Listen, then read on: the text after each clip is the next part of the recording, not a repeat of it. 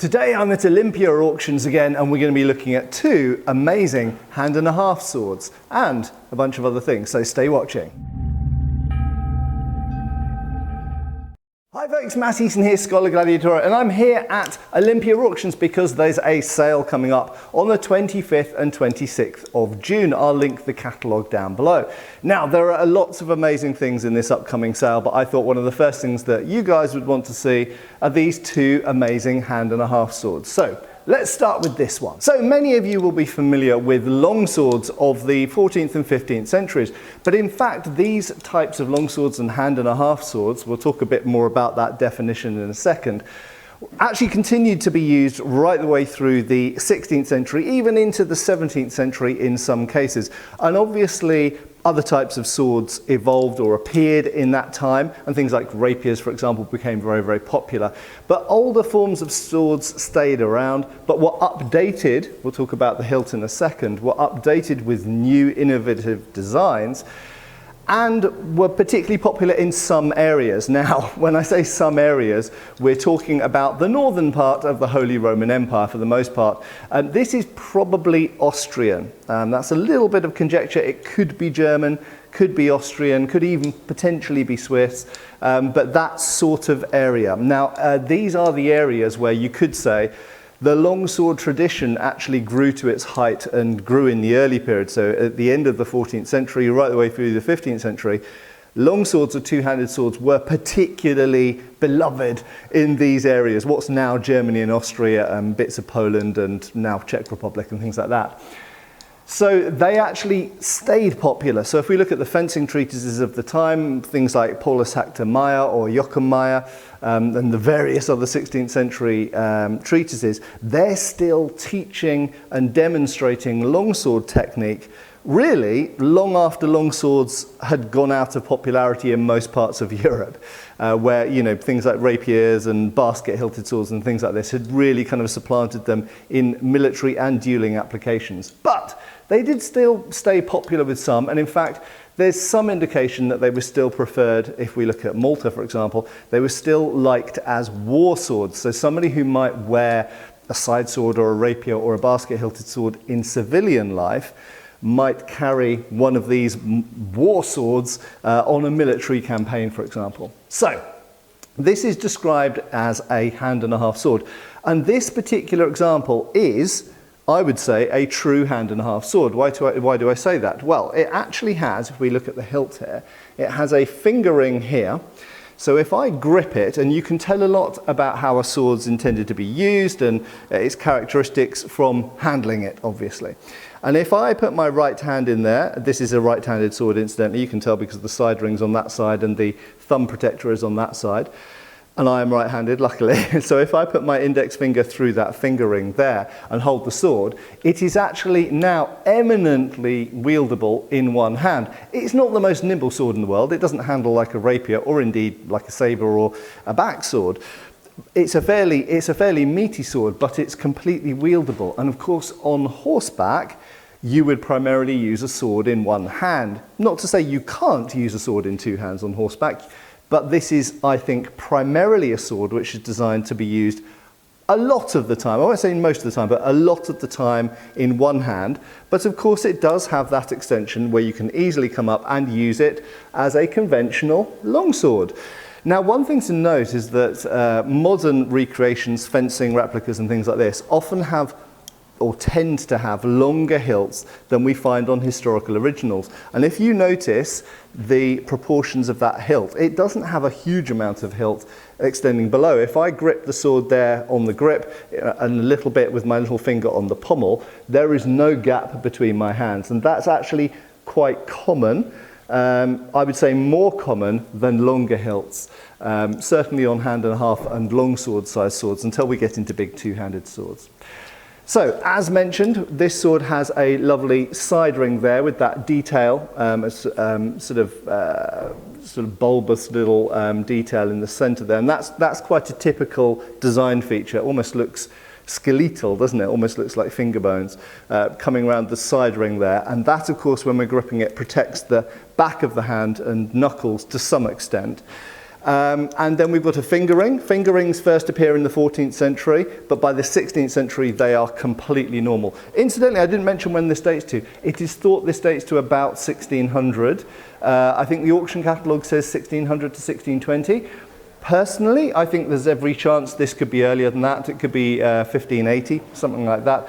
So these types of hand and a half sword with this relatively simple complex hilt actually were in use for quite a long time, from about the middle of the 1500s through to about 1620, 30, that kind of date.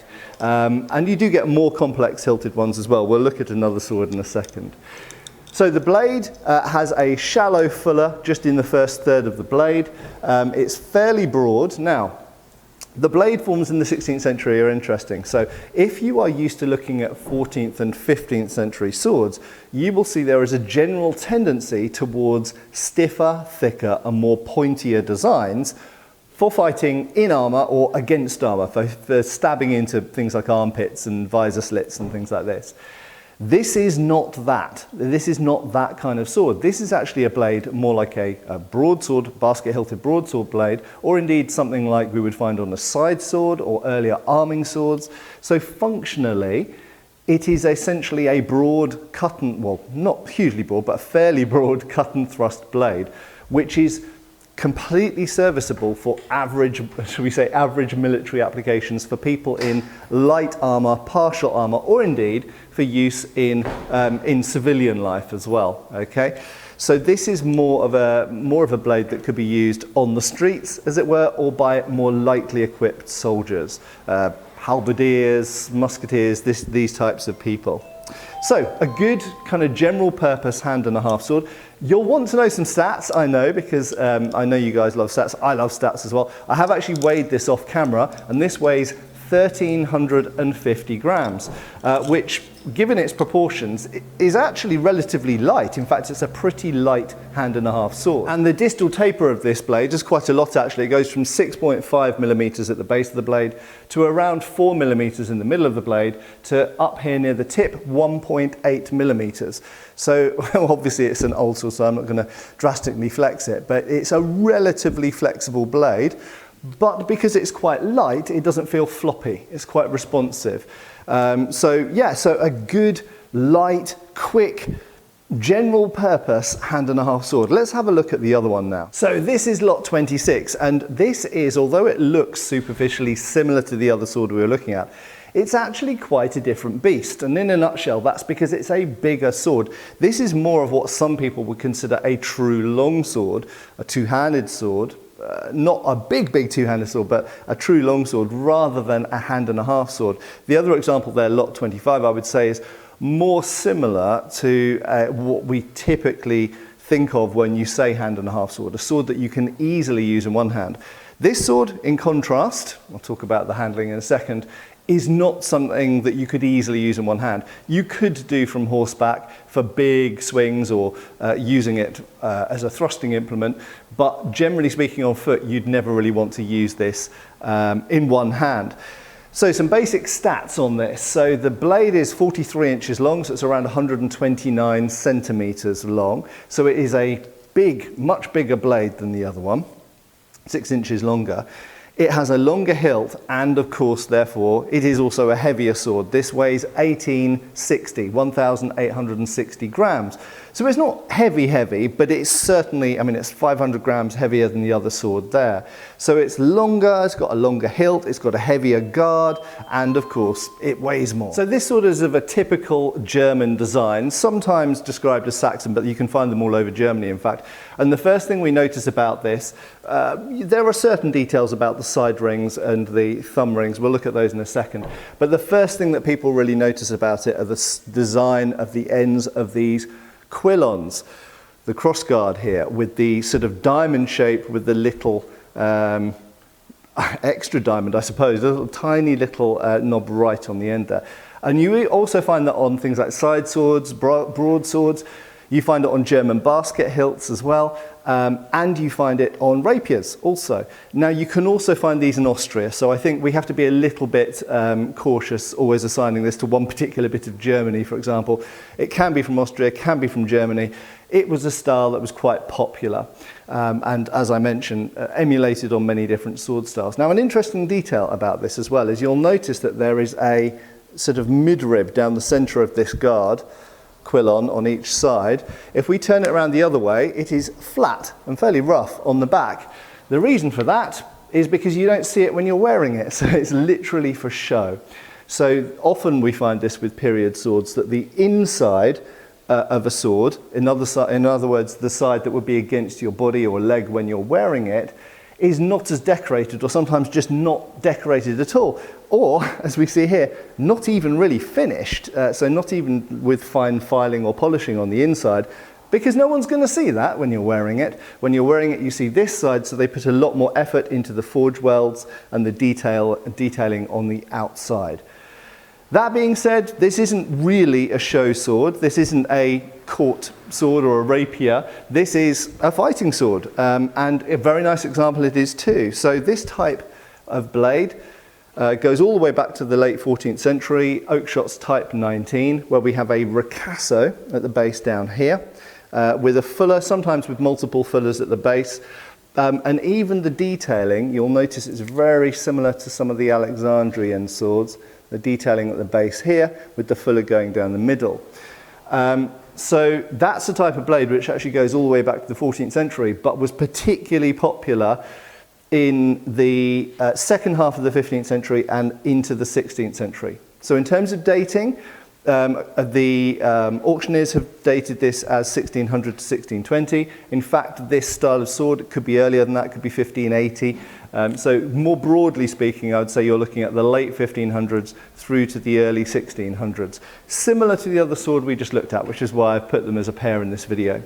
Now, one interesting feature that this has, which you don't always find certainly on this type of sword, is a thumb ring. Now, we've talked a little bit about thumb rings in the past, and thumb rings is something that you find very often on certain other types of sword, for example, Dussac or Tessac, sometimes German basket hilts, various types of kind of falchion and sabre as well, early ones.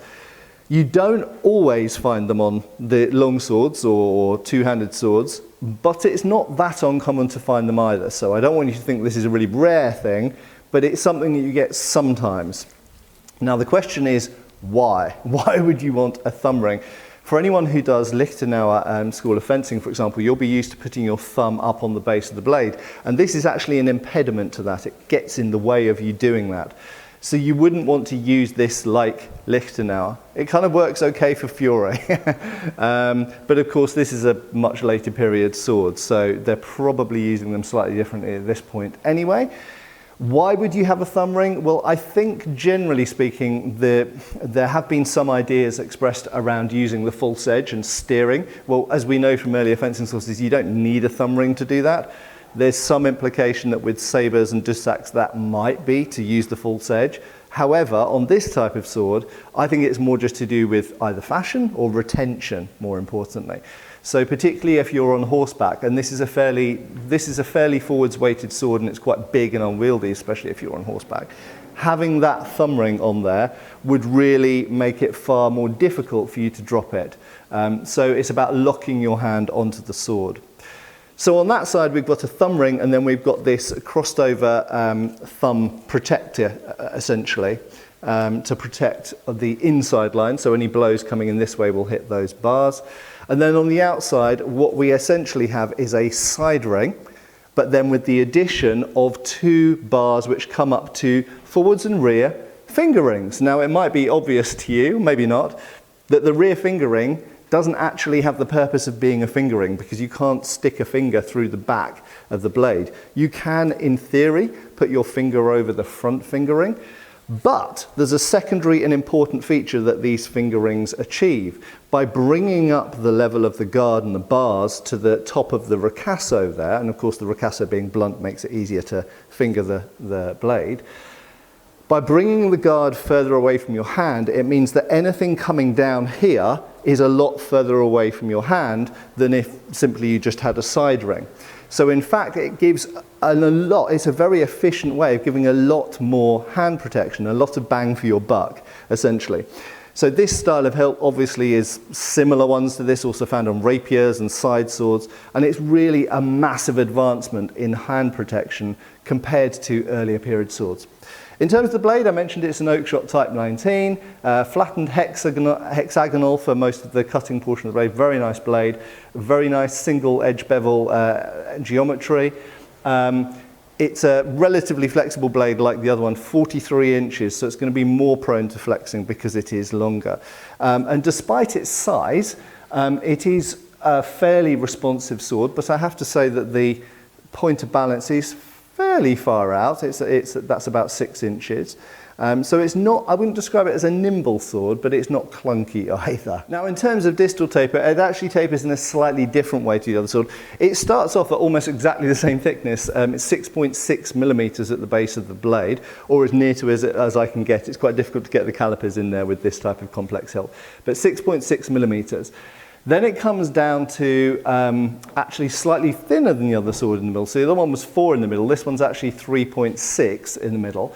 But the other one then went down to 1.8. This one comes down to 2.8. So it doesn't go as thin near the tip as the other one, but it is thinner at the middle of the blade. And this does result in a more flexible, slightly floppier blade, and especially given that it's longer as well than the other sword. So there we go. We have two German or perhaps Austrian or thereabouts in Europe, two long swords, hand and a half swords. This is more of a hand and a half sword. This is more of a long sword, but they are similar types of sword in a similar part of history, essentially, at the end of the 16th, beginning of the 17th century.